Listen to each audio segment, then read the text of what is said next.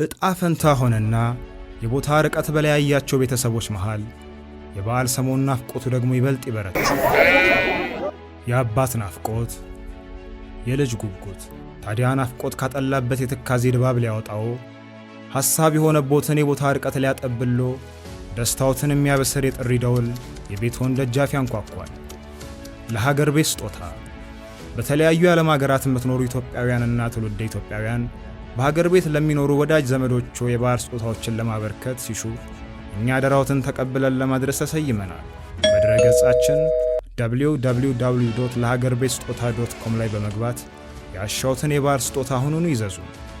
አደራዎትን ተቀብለን በታማኝነት እናደርስሎታለን። ክፍያችን ከደስታው ይመነጫል። አሁኑኑ ይዘዙን። ለሀገር ቤት ስጦታ፣ ከርቀት ባሻገር ያለ እውነተኛ ደስታ። መልካም በዓል ይሁንልዎ። ለሀገር ቤት ስጦታ።